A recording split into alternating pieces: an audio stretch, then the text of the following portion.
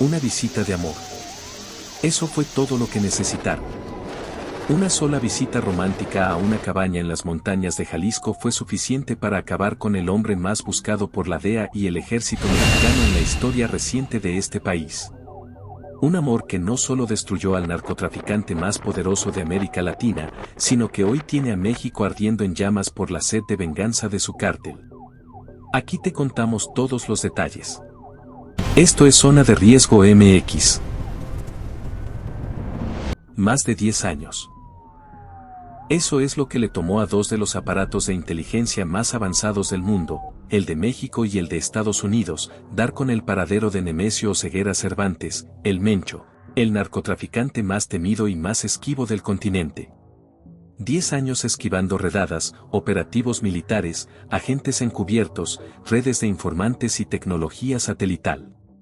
10 años sobreviviendo a traiciones, a rumores de su propia muerte y a miles de millones de pesos invertidos en encontrarlo. Y al final, lo que lo delató no fue un error de comunicaciones, ni una filtración dentro de su organización, ni un seguimiento de meses desde el aire. Lo que lo delató fue querer ver a una mujer. El 20 de febrero de 2026, 2 días antes del operativo que cambiaría la historia del crimen organizado en México, los sistemas de inteligencia militar central del ejército detectaron un movimiento que rompía la rutina. Un hombre de confianza estaba trasladando a una mujer desde Zapopan o Puerto Vallarta hacia Tapalpa, un municipio serrano enclavado a 130 kilómetros al sur de Guadalajara, conocido por sus bosques de pino, sus paisajes tranquilos y sus cabañas de fin de semana. La mujer llegó a un complejo de cabañas en las afueras del pueblo. Y adentro, esperándola, estaba el Mencho. Al día siguiente, el 21 de febrero, ella se marchó. Él se quedó. Y en ese preciso instante, cuando los analistas de inteligencia confirmaron que el objetivo permanecía en ese inmueble, se activó la operación más ambiciosa y precisa que el ejército mexicano ha puesto en marcha en décadas. 6 helicópteros militares. Fuerzas especiales por tierra. Aeronaves de apoyo táctico posicionadas en estados vecinos. Todo listo para el amanecer del 22 de febrero. Pero para entender lo que pasó ese día en Tapalpa, primero hay que entender por qué tardaron tanto en llegar ahí. Porque seamos claros desde el principio, no era que las autoridades no supieran quién era el Mencho. Eso lo sabía todo el mundo. La DEA lo tenía en sus archivos desde mediados de los años 2000. El ejército mexicano tenía carpetas enteras sobre él. El Departamento de Estado de los Estados Unidos puso sobre la mesa una recompensa de $15 millones por cualquier dato que condujera a su captura, la misma cifra que en su momento se ofreció por el Chapo Guzmán en sus años de mayor búsqueda. Y aún así, año tras año, el Mencho seguía libre. Seguía siendo un fantasma. ¿Por qué? Porque este hombre había construido un sistema de protección personal que tenía capas, y cada capa estaba diseñada para resistir exactamente el tipo de presión que las autoridades podían ejercer sobre él. La primera capa era su disciplina de seguridad personal, y era casi sobrehumana. En una época en que cualquier llamada telefónica puede ser intervenida, cualquier mensaje por aplicación deja rastros, y un simple celular encendido puede delatar la ubicación exacta de una persona, el Mencho no usaba teléfono. Ninguno. Se comunicaba únicamente a través de notas escritas a mano, entregadas físicamente por personas de su confianza más absoluta. No era una rareza ni un capricho. Era una decisión estratégica basada en un entendimiento muy preciso de cómo opera la inteligencia de señales. El hombre que dirigía el cártel más poderoso de México lo hacía sin dejar ningún rastro digital. Ninguno. Los Guacamaya Leaks de 2022, el hackeo masivo a los servidores de la Secretaría de Defensa Nacional que expuso miles de documentos militares internos, lo confirmaron. El ejército sabía que el Mencho se refugiaba en zonas serranas de municipios de Jalisco, en regiones boscosas, de difícil acceso, lejos de carreteras principales. Pero saber la región general no es lo mismo que conocer la cabaña exacta. No es lo mismo que saber el día preciso en que el objetivo va a estar ahí. La segunda capa era su anillo de seguridad, y era formidable. Los mismos documentos de los Guacamaya Leaks describían cómo funcionaba.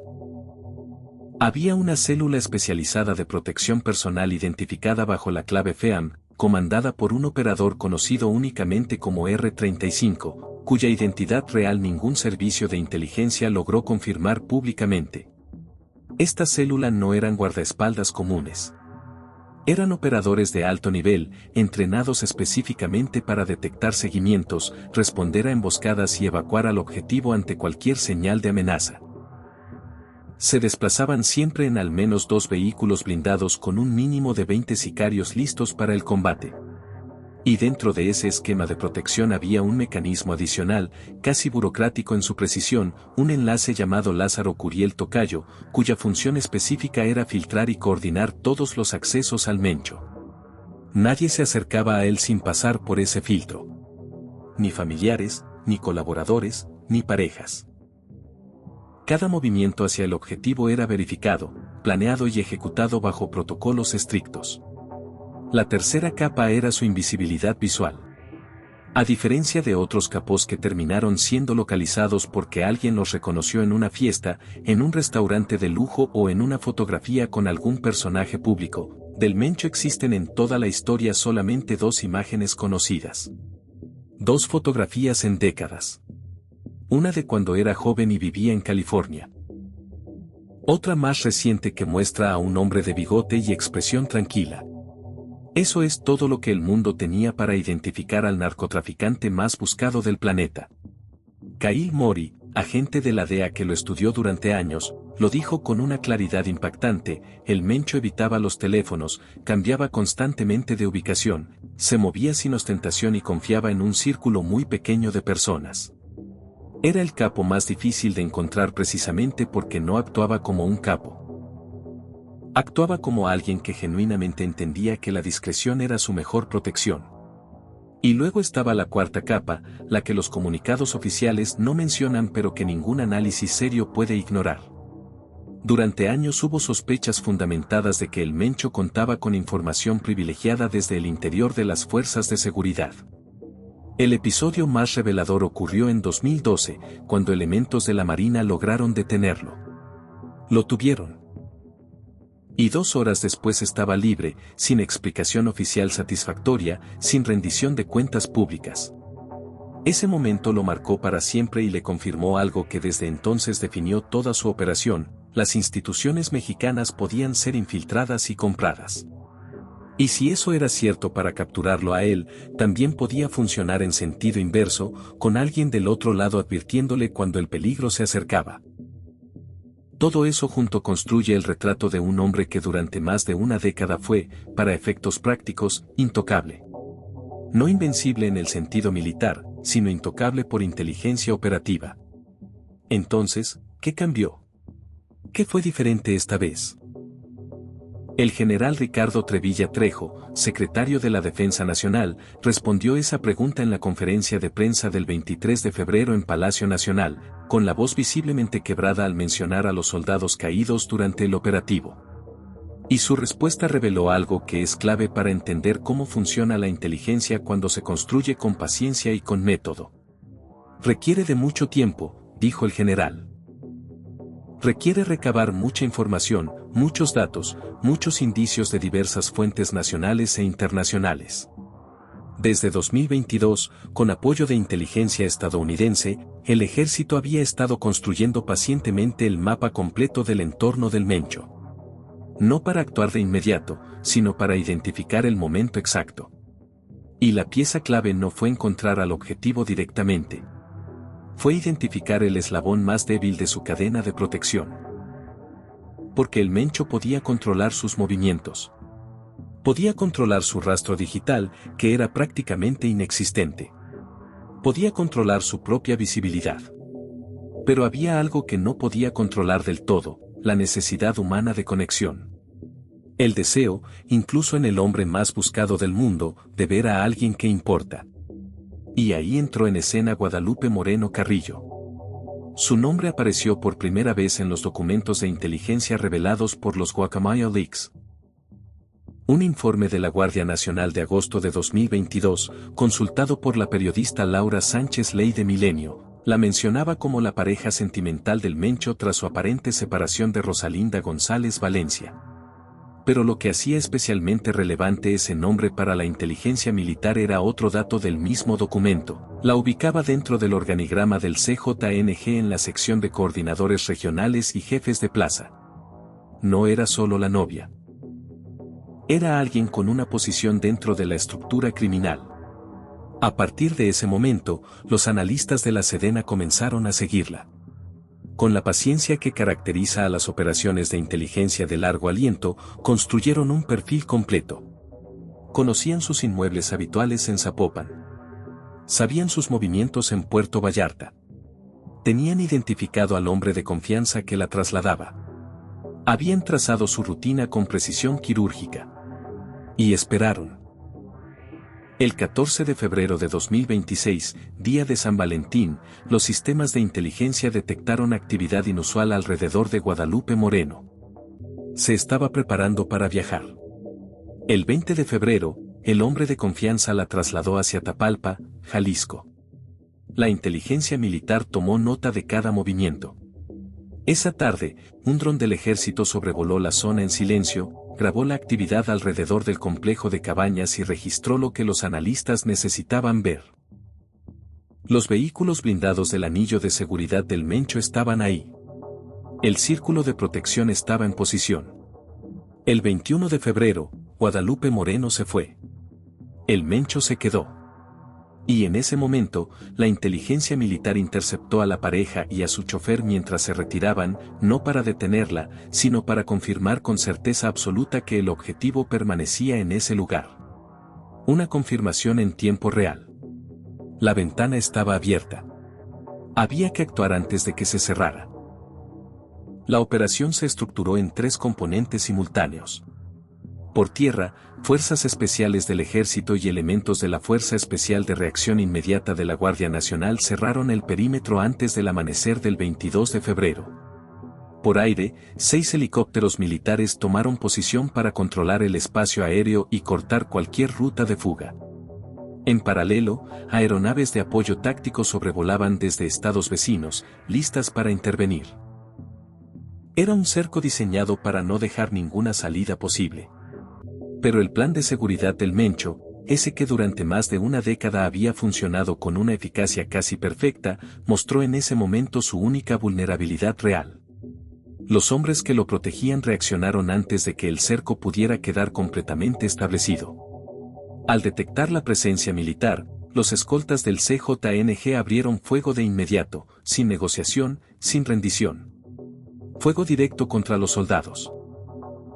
El Mencho, al escuchar los primeros disparos, hizo lo único que tenía sentido, huyó.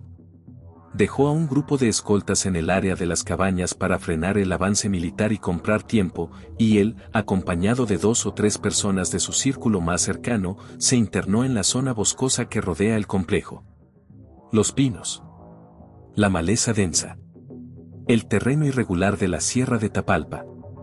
Su última línea de defensa. El primer enfrentamiento fue intenso. 8 integrantes del cártel murieron en esa fase.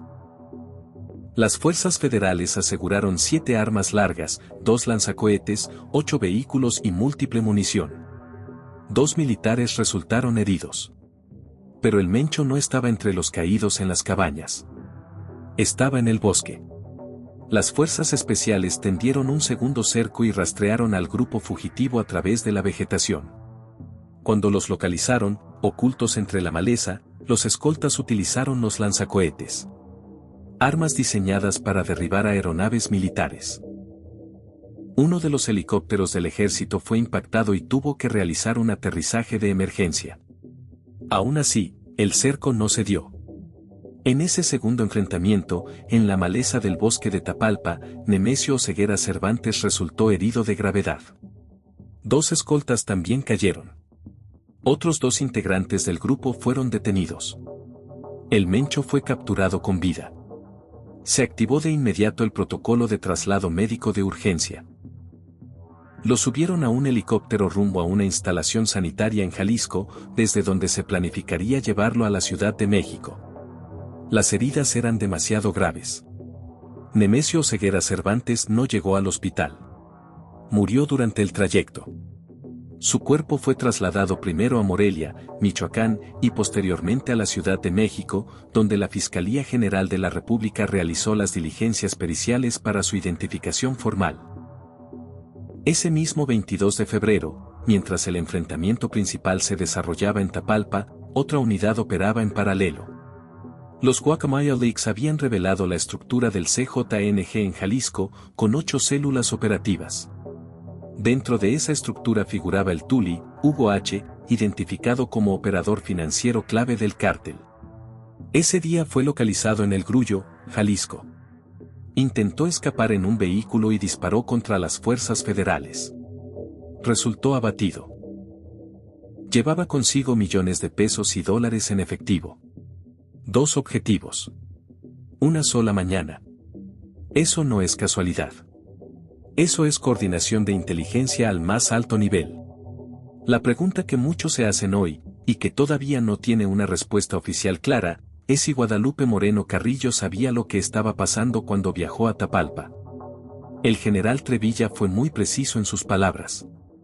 En ningún momento afirmó que la mujer hubiera colaborado activamente con las autoridades. Lo que describió fue el seguimiento a una de las parejas sentimentales del Mencho como la clave del operativo. Seguimiento. No cooperación. No denuncia. Seguimiento.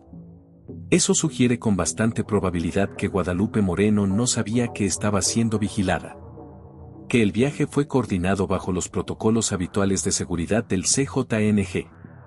Que el Mencho creyó que la operación era segura, que los filtros habituales para detectar seguimientos no habían arrojado nada anormal. Lo que no calculó es que la inteligencia militar llevaba años rastreando exactamente a las personas de su entorno más cercano. Que el eslabón que él consideraba seguro, porque Guadalupe no tenía información que revelar voluntariamente, resultó ser el más visible de todos. La vigilancia no necesitaba que ella hablara. Solo necesitaba verla moverse. Es la misma lección que la historia ha repetido una y otra vez. Pablo Escobar cayó en 1993 porque extendió una llamada con su hijo más de lo prudente y fue localizado por triangulación de señal. El Chapo fue capturado en 2014 porque el seguimiento a los mensajeros que llevaban suministros a su familia fue decisivo. Los lazos emocionales crean vulnerabilidades que ningún protocolo de seguridad puede eliminar completamente. El Mencho lo sabía. Y aún así, una visita de fin de semana en febrero fue suficiente. Hay más preguntas abiertas que respuestas cerradas todavía.